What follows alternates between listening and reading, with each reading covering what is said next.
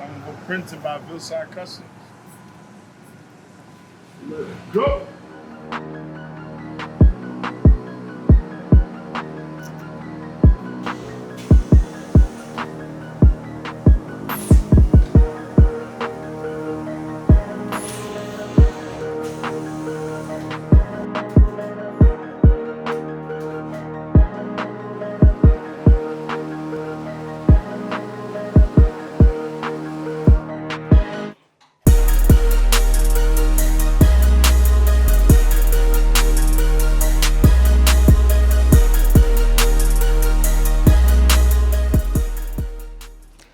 Welcome to an episode of Rebels, Raising Entrepreneurs and Building Essential Life Skills. This is the podcast where we highlight inspiring stories from individual entrepreneurs who are defying the odds and achieving their dreams despite many challenges. I am your host, Swanks, and with each episode, you will join us as we celebrate the rebels who are reshaping and redefining success on their own terms. So today, I am pleased to welcome everybody to Jabir Ducasse, who is the co-owner of Villeside Customs and Somerville Printing, both businesses in Somerville, Mass. He has been in the screen and printing, embroidery, and promotional item industry for 12 years. He started his business with a small vinyl plotter, a laptop, and heat press. Over the years, his business changed and grew now to 2 locations. The primary location is the one that we are now, which is the production company, and the other site, which is also in Somerville, is the flagship, where it all started at. So, brother, thank you for having, Thank you. Coming here today and being on the Rebels podcast. So, back to the flagship site, where it all started at. Yes. So, my first question to you is, what made you actually want to get involved in, like, printing business? Like, where did the inspiration come from, or the idea to start this business? Honestly, I stumbled into it, to be honest. It was one of those things where at that point I knew that I wanted to do my own thing. It just came to me. I was like, listen, let's do something local. Let's do something like that, I could get connected with the community, and I could also just put my own touch to like my creativity, creative side, and just put it out there that way. So was it like a shirt or hoodie that you that you threw on one day and it just said, I think I could do this a little better? I'll tell you what, it was a shirt, but it was like, I was like, you know what? I could do this way, way better. And it's not about making it cooler. It's just, I'll put my own like touch to it, and then people will buy it and they'll receive it the way they want to receive it. Nice.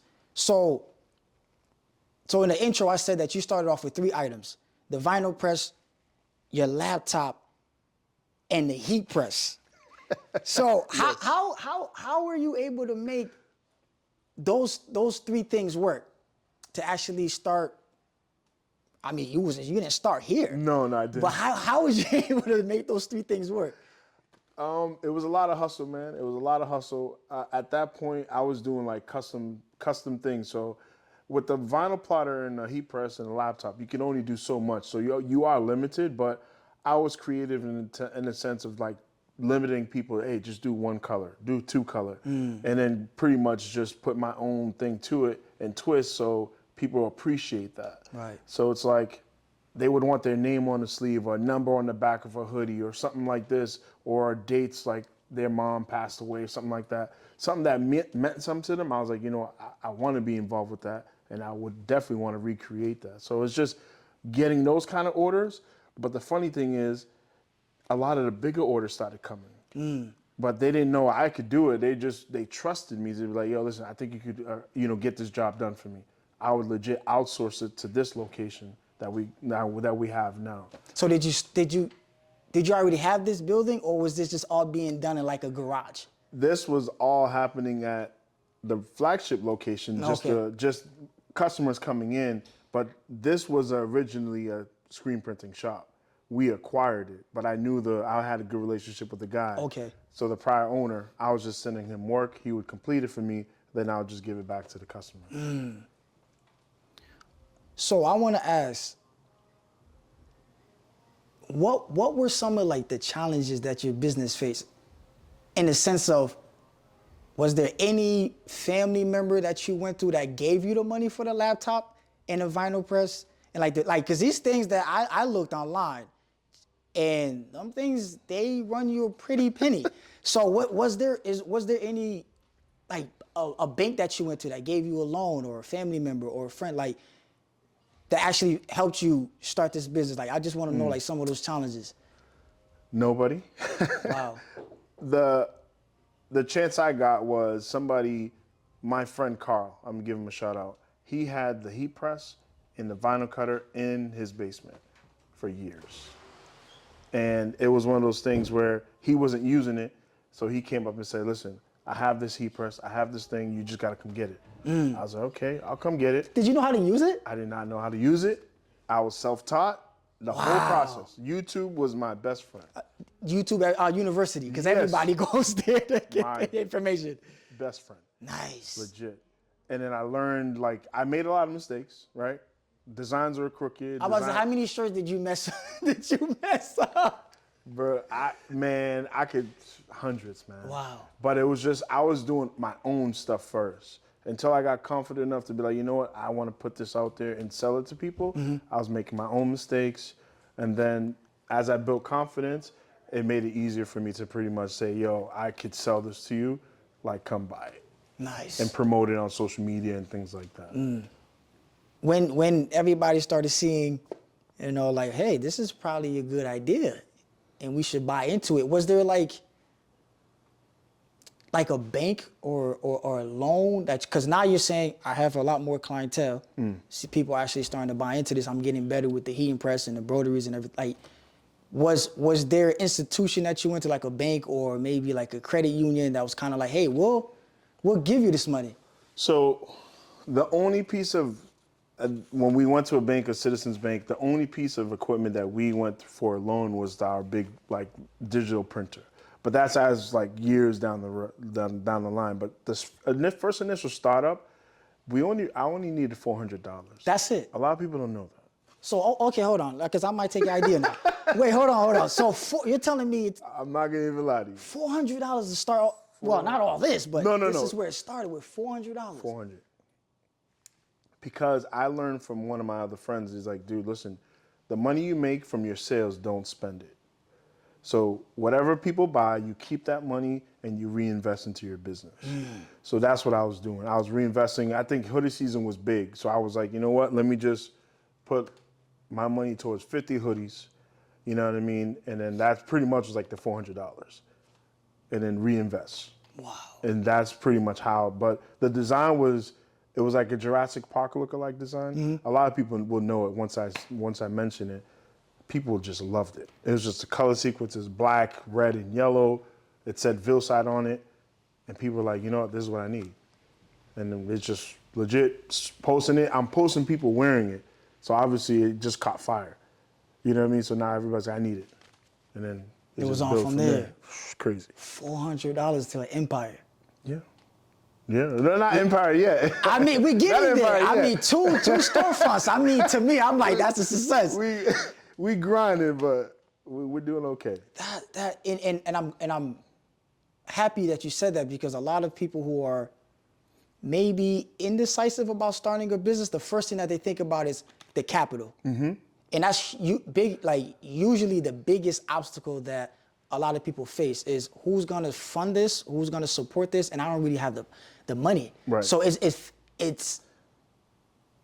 good to hear that businesses like this really start off with something as small as $400. Yeah, that's legit. 400, and then just keep building. Obviously, I think in that time, it was just a different time where you can do that. I think now things are just a little bit more expensive, so you might need a first, like, initial capital, but don't think you need like 50K. Right. Whatever. Because I would have thought that. Exactly. Don't think that. Just think of, okay, if I get $10,000, you make a plan for that. This is what I want to do with that. Break it down, then yes, it makes sense. You know, but it really depends on what kind of business, where you're at, and how far you want to get with that as well, with the money, first initial, 10K or whatever that is. So you're posting all these hoodies at the Jurassic Park. I might have to cop one now that you said that, because that sounds tough. I got you. You're going to see it. So you're posting all that and people are wearing it, you're getting a buzz. How were you able to like separate yourself from all these other leading companies who are doing exactly the same thing that you're actually doing? Because if you look at, I look at Facebook, I look at Instagram, and everybody's saying, hey, look, we could make t-shirts and you could just do this. So how were you able to like separate yourself from every other competition? For me, I made it a point to like humanize the whole process, but so like it's people see it. And I'm actually out in the community wearing Villeside. I'm doing things in the community. So now people are like, I want to be a part of that. Wow. You know what I'm saying? Yep. So it's like, for me, it's always like a feeling thing, but it's also, in my mind, I've always learned you want to connect a person heart to heart. How do you do that? You just be real. You be yourself. You put it out there. If you're going to receive what you're going to receive, you say thank God.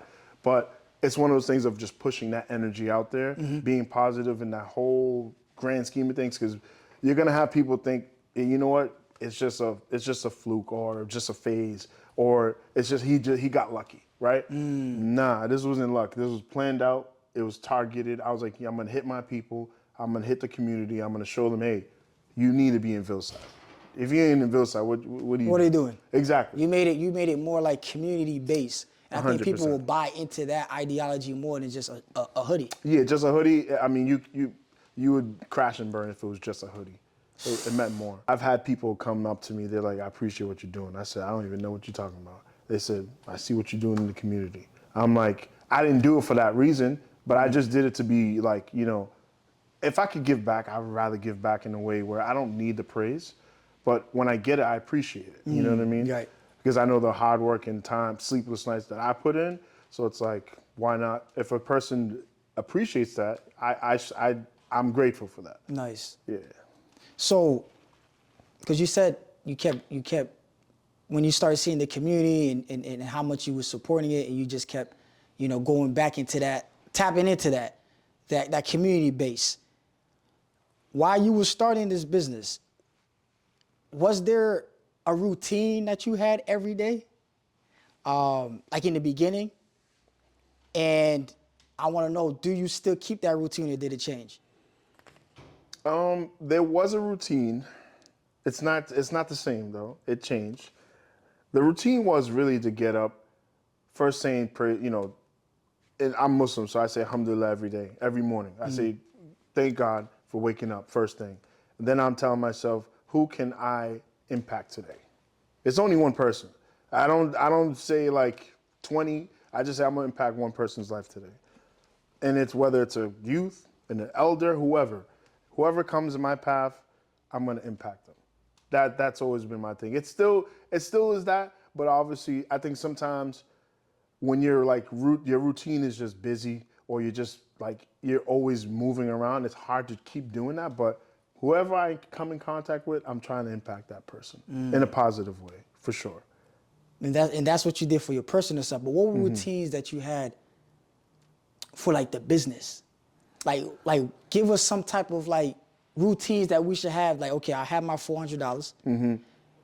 Like, what are some of the routines? Like you said, okay, you wake up in the morning, you thank God. Then you're saying, okay, I'm gonna impact one life. That's on a personal agenda of what you're trying to do for your routine. Yes. But on the business aspect, like what was those things that you made sure that I have to make sure this gets done every day until I get to this point? So as the team grew, let me backtrack. When I proposed to be a business partner with Mark, I told myself, it's not just me now. Because when it was just me, I could chill. I didn't have to go as hard. But I'm like, now I have a business partner. I have to take it to the next level. So now it's like one of those things of posting regularly. Now it's like you need to reach a certain number of sales or a dollar amount per month to cover the overhead. You know what I mean? So it was like making those weekly goals, actually daily goals, weekly goals, and then monthly goals. There was always a dollar amount there. Now it's like when we miss it, we tell ourselves, between me and him, like, what happened? How can we increase? So it's always been that. So I think when I got into partnership, then it made me really, really look at the numbers and understand that it's bigger than just me. It's him, then it's like everybody else. Like everybody else we added from that point, we got to take care of them, their family, our family. So it became a little bit bigger. So when it was just me, it was very small. Right. But as we grew, as we added people, then that responsibility added. And that concern of like dollar amount, making sure we reach certain goals was very important. Person in charge of these people's lives, right? That's how I look at it. I can't fail them. You know what I'm saying? I feel that way. I know it's like, it might be extreme, but I feel like when I come in here, I gotta take care of them too, because they got a family, they got kids. So it's like, we gotta make this work. And it's not like it's not working, it's working, but we gotta improve. Because once you add people, that's more on top of your overhead, and that matters. You know what I mean? Right. So like you gotta be able to compensate that. If you're not, then you're just going to legit every day. You turn that key, you're bleeding money. It's like legit. You turn the key, you're losing. If you don't understand like, what does it cost to run the shop? How many jobs do we need a week? You know what I mean? What is the kind of dollar amount we should charging per job? So all that matters. For sure. For sure. So now, because earlier you said, when I said, this is an empire, you said, and we're not there yet. So I want to know what's Villeside's next plans? Like, what's your next steps? Man, Villeside, honestly, I envision it being a place where, first off, being established, people recognize us, they appreciate what we do, but also being established like a building where we own. We operate out of it, and we're able to just service people, man. Meaning, whoever you need our services, we're here for you. You know what I mean? Because that's how we've always been. We take step for step, baby steps. But once we start gaining ground, we understand we got to make some leverage points. Like, okay, how can we leverage ourselves against the competition? Because the competition is there. It's steep. It's everybody's doing custom shirts. I can't say your mom in her basement is probably doing whoever, it. Right? So now it's like understanding that, but also knowing that staying true to our values and what we believe in, and as a business since we started, projecting that to the world and telling people, listen, this is what we stand for. This is what Villeside Custom stands for. They will see that. Obviously, they see it now, but they'll see it when we are like established in terms of this is where we're at. This is where to find us, whether it's online, a physical location, or physical locations. I mean, God knows, you know what I mean? So this is where I see it. And I want to ask this for myself and for the viewers, for a person who's been doing this, do you have any last minute like wise words for like us inspiring entrepreneurs or entrepreneurs that's already doing their things? Like, do you have any inspiring words for us? I would say my words of encouragement would be just remember your why. Why did you start it, right? Remember that, and then also remember that person or people that never believed in you. They said, you know what? Why are you doing this? It's only a t-shirt place, or it's a small business, or you're only doing t-shirts, or you're only doing this. Always remember that and let that motivate you, because at the end of the day, business is not easy by any means, but if you're inspired by yourself, right? You believe in yourself, you're confident in what you see, and your vision is clear, go for it. Why turn back? Why turn back because somebody say you're not good enough? No, push through that. Until today, I still use a lot of those things as motivation, because I've been told, you know what, dude, what are you doing? Wow. You're not going to be good enough. It's a tough market or whatever. It's very competitive. I've heard it all. But I use that as fuel to my fire to keep pushing every day, come, bust my ass, work, you know what I mean, and legit serve the people. And they appreciate that. No, I appreciate that. Yeah, thank you. Because I even just starting what I'm doing now, there's so many different podcasts out there, and everybody's doing it. And I have to really push myself to those self-defeated thoughts that come in sometimes, and I have to really just be and this is something that I want to do. So I appreciate those words, and I'm definitely gonna soak those in to just be like, you know what, I am on the right path, and I'm doing it because I want. And one thing that you said that's huge, I just want to make an impact on one person. That's it. That's it. One person. I know my goal and I know my why, and I'm gonna just keep pushing despite what everybody else is saying. So I want to thank you, brother, for coming out here and giving us your wise words and telling us about your shop. Can you tell us where we can find you? Yeah, you can find us Villeside Customs on Instagram and also on Facebook. And then our website is villesidecustoms.com. Place your orders. We're here. Thank you, my brother. Yes. I appreciate this a lot. Absolutely. Thank you, everybody, for tuning in. And we'll wait for another episode of Rebels, Raising Entrepreneurs and Building Essential Life Skills. Peace. Peace.